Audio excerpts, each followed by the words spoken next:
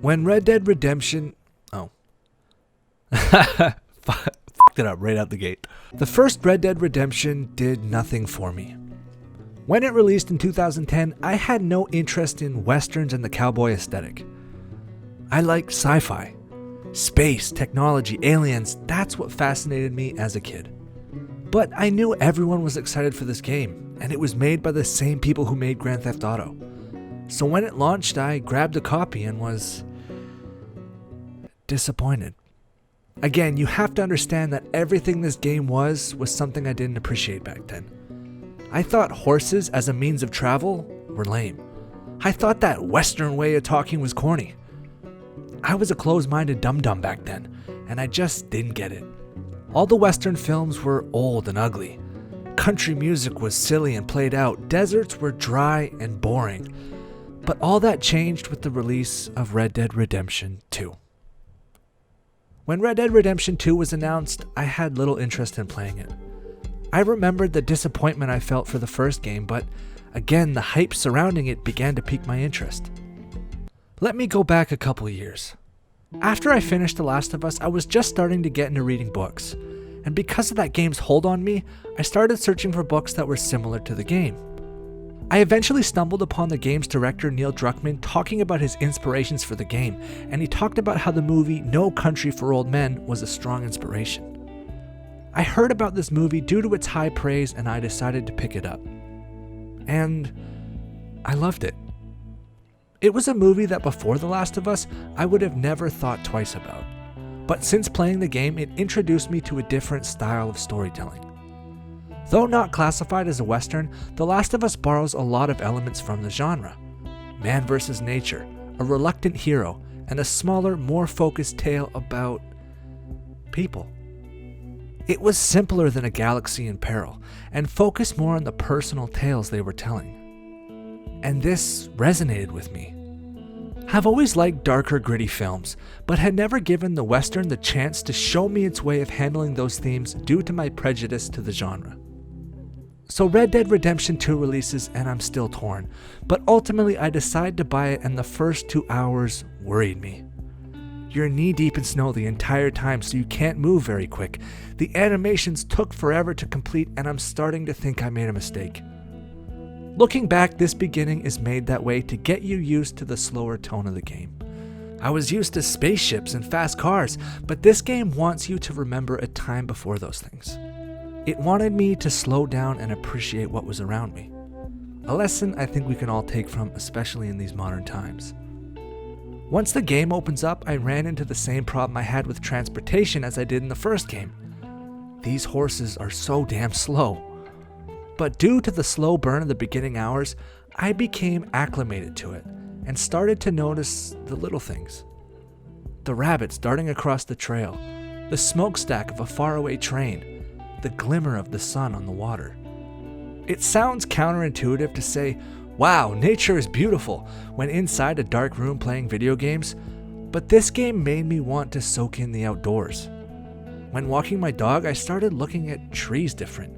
I started noticing the way grass danced in the wind and began gleefully watching squirrels, raccoons, and deer just existing. What the hell was happening to me?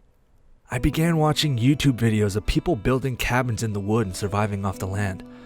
My interest began to change as I enveloped myself in this game's fictional open world. I began building things. I'd go out and buy hand tools. I started becoming entranced by this older, simpler way of life. And this speaks so much to the game's credit. Rockstar built a world that had me ignore electricity to manually hand crank screws. Like, that's crazy. Then we really dive into, objectively, Rockstar's greatest achievement, Arthur Morgan. There's not much I can say that hasn't already been said about him, but I can speak to his effect on me. In life, there are pre-notions and stigmas about being a man.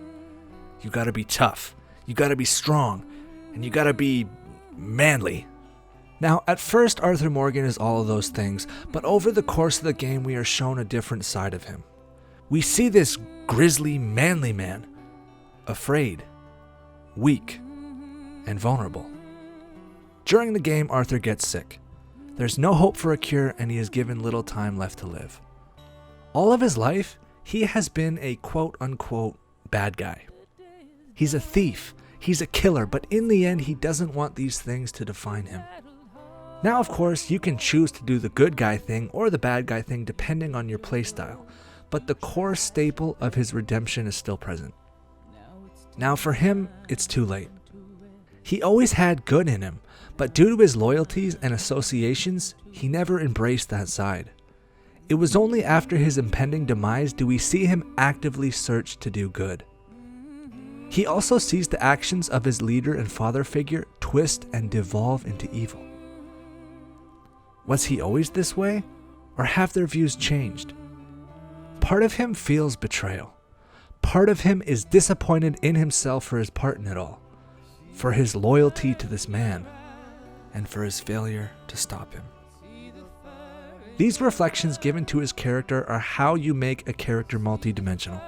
His flaws and insecurities are just as important as his tough guy exterior. Because after it's all said and done, that's all it is. An exterior. Video games have often been criticized for indulging in the male fantasy. This hyper-masculine, cold-as-ice tough guy whose only job it is to kick ass, spit out one-liners, and get the girl. And at first glance, this game could be considered as falling under those stereotypes. But under all that is such a strong and important cross-examination of the male spirit, and ultimately the human condition. It showed me not to be afraid to be vulnerable, and being kind doesn't make you any less of a man. In the end, Arthur dies with regrets. He set out in an attempt to right his wrongs but could only do so much. It made me appreciate the time I have left to do something good. To mend bridges, to not be afraid of being seen as sympathetic or caring because it doesn't fit in with the ideals of who I'm supposed to be. I talked in my last video how art should make you look introspectively at yourself. And personally, no other game has made me do so like this game has. It made me look at my tablets and computers and wires and TVs and think, what if times were simpler? And that's one of the ideals presented in the Western. Now, I think we can all agree that life would be tough back then. Little infrastructure, lack of modern medicine, and the sheer lawlessness of those times just aren't favorable in our modern world. But the idea of freedom is one I think we all can admire. And that's the idea at the core of Western entertainment, whether books, films, music, or games. This game inspired me to write a book. To move into a cabin and religiously wear a cowboy hat. And it's not because I want to be a rootin' tootin' cowboy, but I want to embody the ideals presented in this game. I wanted a simpler life. I wanted freedom, and I wanted to do things in my life that would bring me closer to inner peace. When it's my time to go, I want to look back without regrets. I hope to see the impact I might have had on someone's life for the better, and I hope to die an honest man. So at this point, I think it's fair to say that Red Dead Redemption 2 changed my life.